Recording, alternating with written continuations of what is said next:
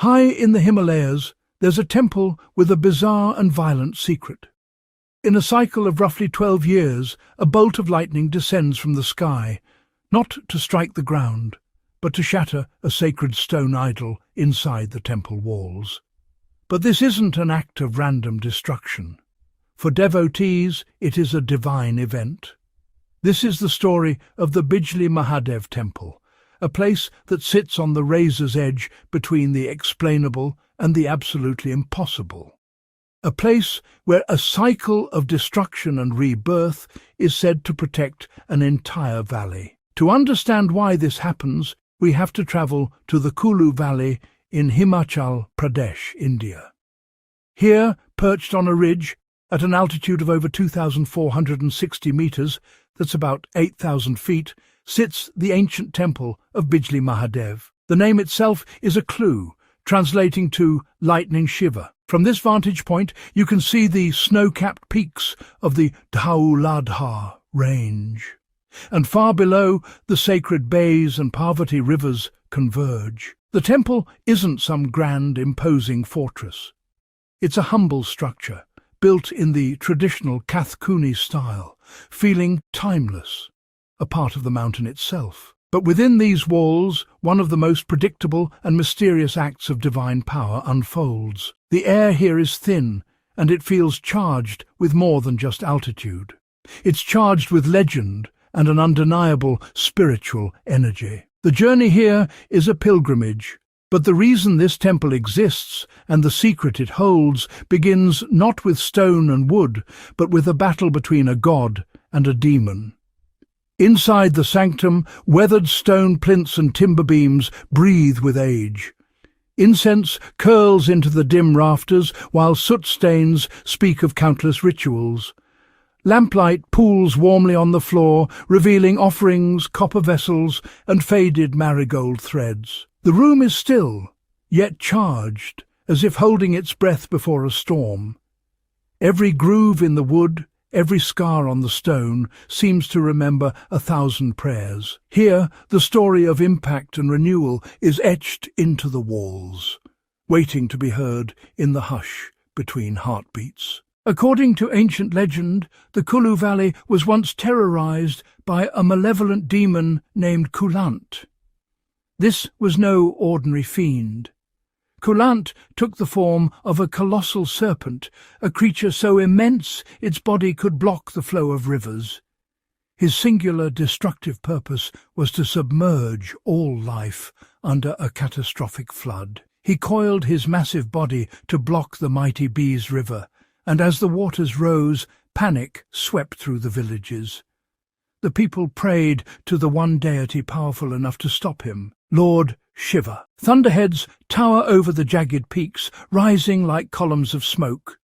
Shafts of sun spear through curtains of rain, and the air trembles with distant rumbles. The sky rehearses the very drama this valley knows well. Hearing their pleas, Shiva descended, and a fierce battle ensued. With a final, decisive blow from his divine trident, Shiva ended the demon's reign.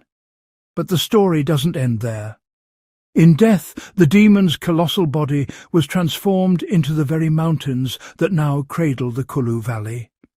In fact, local lore holds that the name Kullu is derived from the demon's name, Kulant, a permanent reminder of the day the landscape was forged. Shiva had saved the valley, but his duty as its protector was just beginning. Along the spine of the ridge, the path winds like a serpent through mist. Clouds pour over saddles and spill into the valleys below. From this height, the world feels suspended, each step a quiet vow, moving closer to the temple's mystery. After the battle, Shiva stood victorious and made a solemn promise.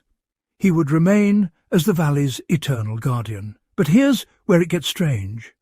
This protection would come in a powerful and bizarre form.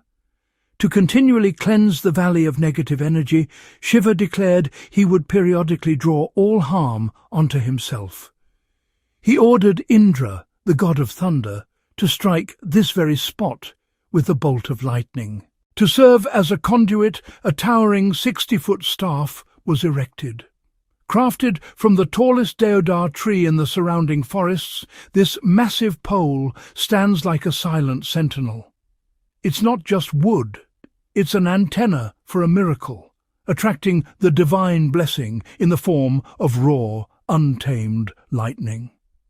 The strike, therefore, is not an accident. It is the fulfillment of a divine pact. It is Shiva absorbing the world's chaos so the people below may live in peace. The lightning isn't meant to destroy the temple. It's meant to find its mark on the sacred idol within. The great wooden staff spears the sky, a sentinel against the rolling clouds. Birds wheel past, their wings catching a bruised light as wind combs the hillside. To some, it is only wood. To others, a promise chiselled into air and thunder. When the time comes, the sky darkens. The air crackles. A bolt of lightning, drawn from the heavens, seems to be guided by an unseen force. Devotees claim it bypasses the tall staff and the temple roof, striking the Shiva Lingam, the sacred stone idol, housed in the inner sanctum. In the inner sanctum, the lingam rests in deep shadow. Oil lamps flicker, laying ripples of gold across the stone. The silence feels electric, a poised moment before a note is struck, the chamber listening for the sky's command. The impact is violent. The solid stone lingam is shattered into fragments. Yet what astounds everyone is what doesn't happen. The temple, made of wood and stone, remains largely unharmed. Charred marks can be seen on the interior walls, a testament to the immense power unleashed, but the structure stands firm. It is a focused, targeted event, as if the universe's fury is channeled down a narrow corridor for one specific purpose. For any observer, it's a stark display of nature's force. But for the devotees, it's the beginning of the most sacred part of the cycle, the rebirth. Char streaks crawl along the inner walls like blackened rivers. Ash drifts in warm lamplight, turning the air into slow snowfall. These scars are records, written by fire, of a force that arrives with purpose and leaves in silence. In the aftermath, the temple priests begin a truly unique task. They carefully gather every shattered piece of the Shiva Lingam. Then the process of restoration begins. This is not done with modern epoxies, but with a sacred, age-old mixture. Sattu, a flour made from roasted grains, and a generous amount of unsalted butter, or makan. In a copper bowl, hands knead sattu with unsalted butter, patient and precise. The mixture turns smooth and pliant, a humble alchemy. What begins as grain and fat will soon carry fragments of stone back into wholeness. The priests meticulously piece the shattered idol back together, using this paste to bind the fragments. Here, another layer of mystery unfolds. The butter mixture acts as a divine glue. Once reassembled, the lingam stands whole again, ready for the next celestial cycle. This act is the physical embodiment of the Hindu philosophy of destruction and renewal. The shattering is not an end, but a necessary purification, and the reassembly is a symbol of resilience, rebirth, and the unwavering power of faith.